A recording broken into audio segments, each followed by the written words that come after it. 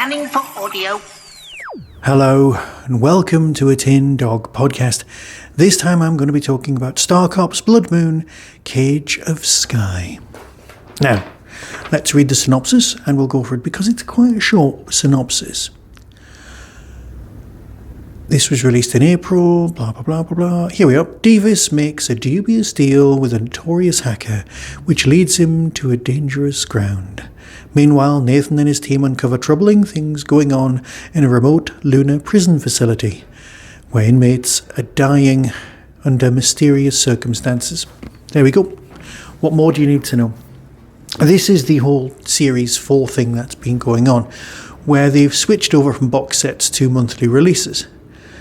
And it's really nice because it's brought back that whole Star Cops thing where you were kind of going, oh, there's going to be an episode on this week, and then next week there's going to, and obviously once a month, detracts from that. But, we've all got busy lives. And that's fine because you get to build up, you get to go, oh, I wonder what's coming next. And then when the new episode actually does arrive in your Dropbox, you just please not Dropbox, you know what I mean, in your inbox. Big fan of Star Cops, so much so that it's actually this month's, for your consideration. Which has taken me back to watching Star Cops via, the gift of DVD, or however else you seem to find it. That is not the Star Cops. That sound is an ambulance. Not coming for me, of course. Anyway, Star Cops itself, this month for me, I've been watching it and listening to it. And you know what? It's still crackingly good. It's surprising. I don't understand why it never truly caught on and got another season. Because on TV it just would have worked. And they would have gone to Mars and it would have worked because I, for one, get it. And you know what?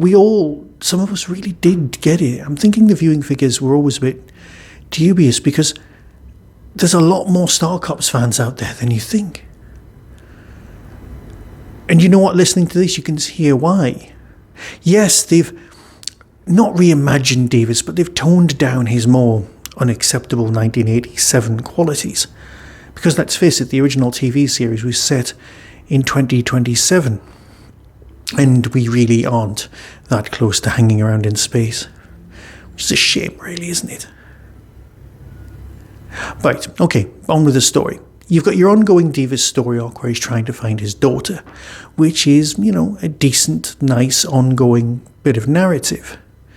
The guy's also, once he's got a bone in his mouth, he's not going to let it go. But he is Colin. He is a plodder. But he can be a damn fine policeman if he just gets on with it and gets on with being a policeman. The fact that he's down as no longer a Star Cop, but he's still down as main cast, well, I think we can work with that. There's some very nice character development going on, despite the fact that we're all still, rigidly defined in the locked-in characters.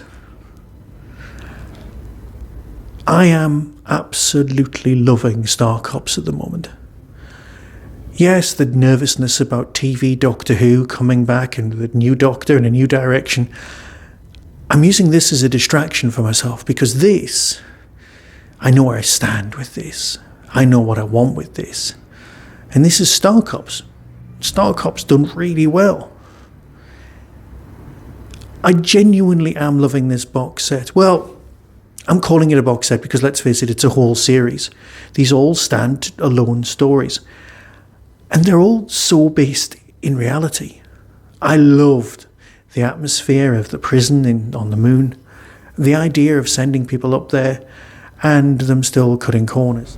One of the truly important parts of this, of course, is the relationship between Nathan and Kenzie. I know on the TV they were all heading towards a possible romance. But here you've definitely got much more of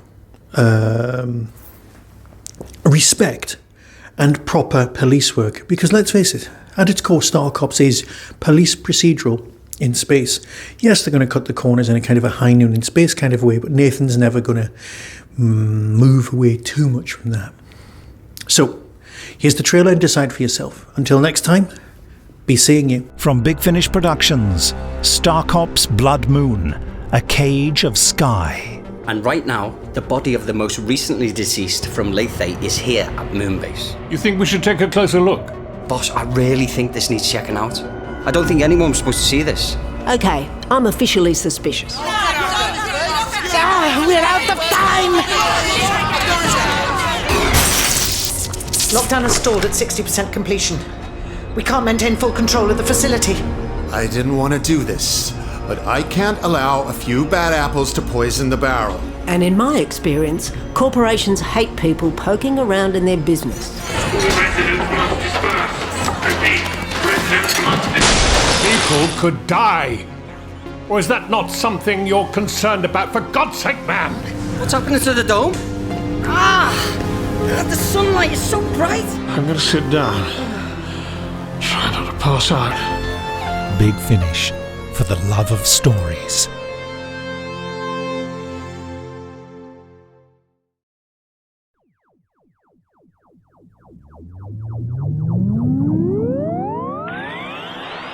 That was the Tin Dog Podcast.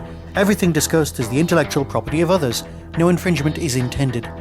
For early access to reviews, follow the show on YouTube or Twitter @Tin Dog Podcast. To contact the show, email tin-dog@hotmail.co.uk. The Tin Dog Podcast is a founder member of the Doctor Who Podcast Alliance.